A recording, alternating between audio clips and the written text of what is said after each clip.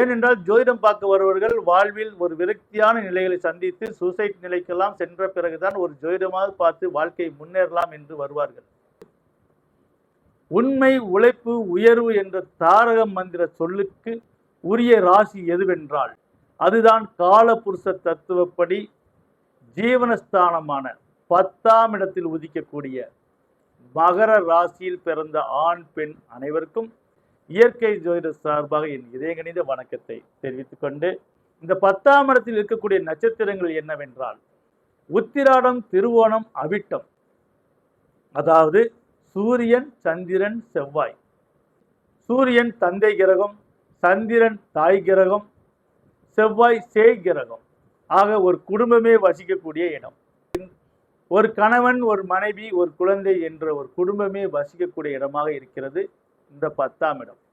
அது மட்டுமல்ல, காலபுருஷ தத்துவப்படி 10ஆம் இடம் என்பது தொழில் ஸ்தானம். ஒருவன் என்ன தொழில் செய்து சாப்பிட வேண்டும் என்று நிர்ணயிக்கக்கூடிய இடம். ஆக வாழ்வில் ஒருத்தன் அதிர்ஷ்டத்தால் முன்னேறவில்லை என்றாலும் உழைப்பால் முன்னேறுகிறான் என்றால் அது நிச்சயம் மகர ராசி அல்லது லக்னம் டச்சாக இருக்கும். ஒருவருக்கு ராசி வேறையாக இருந்தாலும் லக்னம் மகரமாக இருக்கும், லக்னம் வேறையாக இருந்தாலும் ராசி மகரமாக இருக்கும். இந்த மகரத்தில் பிறந்தவர்கள் அதிர்ஷ்டத்தை ஒருபோது நம்ப மாட்டார்கள். ஒரு சிலர் வேண்டுமென்றால் அதிர்ஷ்டத்தை போராத காலமாக நம்பலாமே தவிர, இதில் பிறந்த 80% பேர் ராஜாவுக்கு ராஜா நான்டா, எனக்கு மந்திரிங்க யாரும் இல்ல, அடுத்தவன கெடுத்ததில்லை, வயிற்றுல தான் அடித்ததில்லை, உழைப்பை நம்பி பிழைத்து இருக்கிறேன் இந்த உண்மையான ஊருக்குள்ள. ஊர் உண்மையா இருக்குதோ இல்லையோ, இவர்கள் உண்மையாக இருப்பார்கள். எதற்கெடுத்தாலும் நாடு சரியில்லை, ஊர் சரியில்லை என்று மற்றவர்கள் பாறை சாற்றினாலும் இவர்கள் சொல்வார்கள் நாம சரியா இருந்தால் இந்த நாடு நல்லா இருக்கும் என்று சொல்லுவார்கள். அப்படி சொல்லக்கூடியவர்கள் தான் இந்த மகரத்தில் பிறந்தவர்கள். இந்த மகர ராசி லக்னத்தில் பிறந்தவர்களுக்கு கடந்த மே மாதம் 14ஆம் தேதியே நோய் ஸ்தானம், கடன் ஸ்தானம், எதிர்ப்பு ஸ்தானம் என்று சொல்லக்கூடிய 6ஆம் இடத்தில் குரு பகவான் சஞ்சரித்து கொண்டிருக்கிறார். சிலர் 6ஆம் இடத்தில் குரு பகவான் வரும்பொழுது ஆகா ஓகோ என்று பலரும் பலவிதமான வீடியோக்கள் போட்டிருக்கலாம். ஆனால் இந்த 6ஆம் இடத்தில் குருவால் கடனானதுதான் மிச்சம், நம்பாதவர்களை நம்பி ஏமாந்ததுதான் மிச்சம். கையில வாங்கினேன் பையில போடல, காசு போன இடம் தெரியல. நீங்க எவ்வளவு சம்பாதிச்சிருந்தாலும் சரி, இந்த கையில வாங்குற காசு இந்த கையில மாறுறதுக்குள்ள செலவாயிருக்கும். இந்த கண்ணியில் பிறந்த 70% பேர்களுக்கு சிறிய விபத்தாவது ஏற்பட்டிருக்கும். பாத்ரூம்லயாவது வலிக்கு விழுந்திருப்பாங்க, அல்லது நிக்கவே தடுக்கி விட்டு விழுந்திருப்பாங்க. ஏனென்றால் 6ஆம் இடத்தில் குரு வந்தால் நல்லது நடக்கும் என்று பலரும் சொல்லியிருக்கலாம். பொதுவாகவே எந்த ராசியாக இருந்தாலும் 120% பேருக்கு நன்மைகள் என்று எல்லா தசா புத்திகளிலும் நன்மைகள் நடக்கும். ஏனென்றால் அது விதி கர்மாவோட சில விஷயங்கள், பூர்வ புண்ணியத்தோட அம்சங்கள். ஆனால் 80% பேர்களுக்கு தசாபுத்திக்கு ஏற்பதான் வாழ்க்கை நடக்கும். அப்ப தசாபுத்தியில் இருக்கக்கூடிய நிலைக்கும் இந்த கோச்சார குருவுக்கும் டச் ஆகும் போது நிச்சயமாக அது நன்மையாக இருந்தால் நன்மை நடக்கும், தீமை என்றால் தீமை நடக்கும். ஆக நன்மை என்று உங்களுடைய தசாபுத்தியில் இருந்தாலும் கூட இந்த கோச்சார குரு 6ஆம் இடத்தில் வந்ததால் வரவுகள் வந்தாலும் செலவுகள் இருக்கும் என்பது ஆணித்தரமாக இயற்கை ஜோதிடத்தில் உங்களுக்கு அடித்து சொல்கிறோம். இதைத்தான் உண்மையா இல்லையா என்று நீங்க கமெண்ட்ல சொல்லணும்.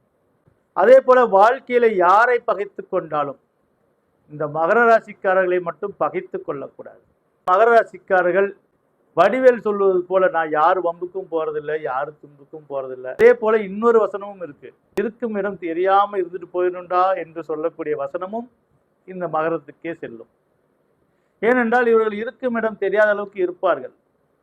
ஆனால் இவர்களை சீண்டினால் ரஜினி சொல்வது போல் என் வழி தனி வழி, என்னை சீண்டி பார்க்காதீர்கள், என்னுடைய இன்னொரு முகத்தை காமித்தால் நீங்கள் தாங்க மாட்டீர்கள் என்று இந்த மகர ராசி லக்னத்தில் பிறந்த அத்தனை ஆண் பெண்ணும் சொல்லக்கூடியவர்கள் மட்டுமல்ல, அதே போல செய்து முடிப்பவர்கள்.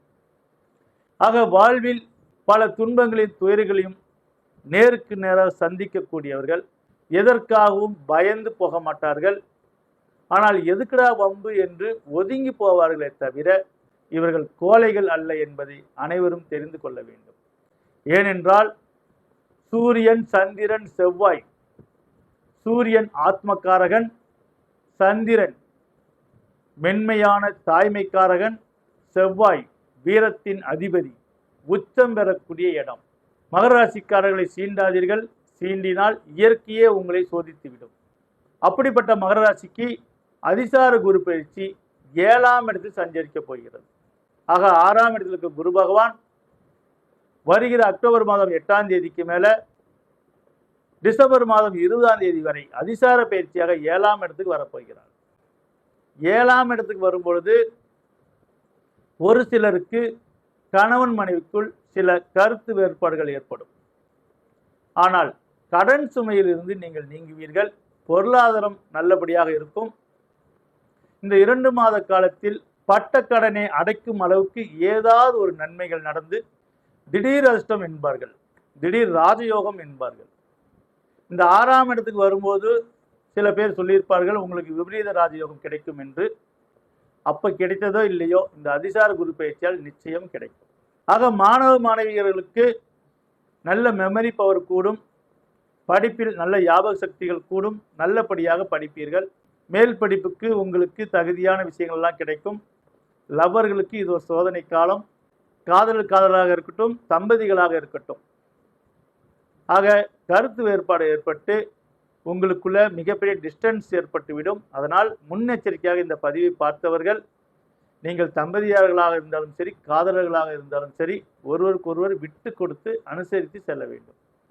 நீ அப்படி சொல்லிட்டியே என்று சொல்வதை விட, நீ அப்படி சொல்லிட்டியா, சரி போ அப்படின்னு அனுசரித்து விட்டு கொடுத்து விட்டால் உங்கள் வாழ்க்கையில் இணை பிரியாமல் வாழலாம்.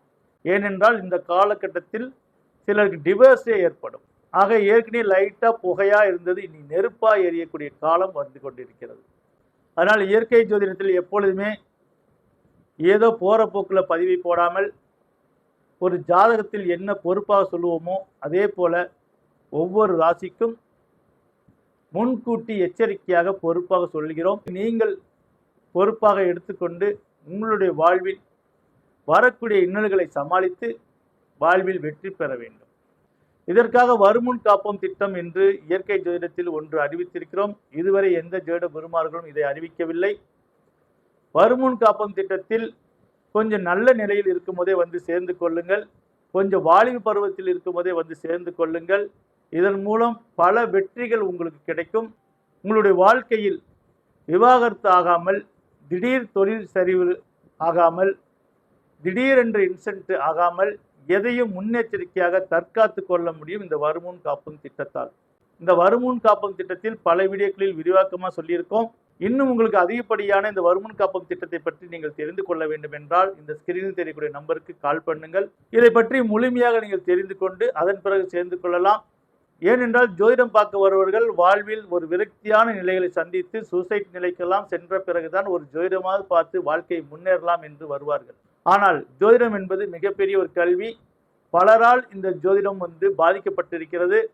பரிகாரம் பூஜை என்று பலவிதமாக தன் வாய்க்கு வந்த மாதிரிலாம் சொல்லி பலரையும் பல விரக்தியில் தள்ளிவிட்டு ஜோதிடம் என்றாலே அட என்னப்பா ஜோசியமா அப்படிங்கிற ஒரு நிலைக்கு தள்ளப்பட்டு விட்டது இந்த ஜோதிடம். ஆனால் இயற்கை ஜோதிடத்தில் இதற்கெல்லாம் ஒரு முற்றுப்புள்ளியாக இந்த ஜோதிடம் என்பது மிகப்பெரிய ஒரு கல்வி. இந்த கல்வியை நாம் எப்படி பயன்படுத்த வேண்டும், வாழ்வில் இதை வைத்து எப்படி நம்ம ஜெயிக்க வேண்டும் என்று வருமுன் காப்போம் திட்டத்தில் இணைபவர்களுக்கு ஒவ்வொன்றாக சொல்லி வாழ்வில் உயர வைப்பதுதான் இந்த வருமுன் காப்போம் திட்டம். ஆக ஒரு நிலையை தக்க வைத்துக் கொள்வதென்றால் கண் கெட்ட பின்னே சூரிய நமஸ்காரம் செய்வதை விட கண் இருக்கும் போதே நாம் சூரிய நமஸ்காரம் செய்தோம் என்றால் நம் கண்ணில் புரையோடாமல் நாம் அதை தற்காத்து கொள்ள முடியும். இன்னும் எவ்வளவோ இருக்கிறது. சுருக்கமாக உங்களுக்கு சில விஷயங்களை சொல்லியிருக்கோம் இந்த பதிவில். அதை நீங்கள் சரியாக புரிந்து கொண்டு உங்கள் வாழ்வில் மேம்படுங்கள். இருப்பதை தொலைத்து விட்டால் மீண்டும் அதை உற்பத்தி செய்வது கஷ்டம். பழைய கடைகளில் போய் பார்த்தீர்கள் என்றால் நிறைய ஷோகேஸ் எல்லாம் வீணாக கிடக்கும். ஏன்னா ஆசையாக ஒரு தொழில் தொடங்குவாங்க, மிகப்பெரிய ஆடம்பரமெல்லாம் செய்வாங்க. அவர்களுக்கு சரியான நாட்களில் அந்த தொழிலை தொடங்காதனால், சரியான நாட்களில் திருமணம் செய்யாததனால் இதனால் ஏற்பட்ட விளைவுகள் தான் அது காரணம். அந்த காரணத்தை நீங்கள் முழுமையாக தெரிந்து கொள்ள வேண்டும் என்றால், ஏனென்றால் எல்லாமே வீடியோவில் சொல்ல முடியல, ஒரு சிலவற்றை தான் சொல்ல முடிகிறது. முடிந்தால் நேரில் வந்து தெரிந்து கொள்ளுங்கள், அல்லது ஃபோன் கால் மூலமாக நீங்கள் தெரிந்து கொண்டு கொஞ்சம் நல்ல நிலையில் இருக்கும் போதே இந்த வருமுன் காப்பகம் திட்டத்தில் இணைந்து இதனால் ஒரு நல்ல சந்ததியை பெற்றெடுக்க முடியும், நல்ல அறிவுள்ள குழந்தைகளை பெற்றெடுக்க முடியும், உங்களை காக்கக்கூடிய குழந்தைகளை பெற்றெடுக்க முடியும், ஊனமில்லாத குழந்தைகளை பெற்றெடுக்க முடியும். அதே போல கணவன் மனைவிக்குள் எப்பொழுதும் எவ்வளவுதான் பிரச்சனைகள் ஏற்பட்டாலும் மனமுறிவு இல்லாமல், விவாகரத்து இல்லாமல் செய்து கொள்ள முடியும். அவ்வளோ விஷயங்கள் இந்த வருமுன் காப்பகம் திட்டத்தில் அடங்கியுள்ளது.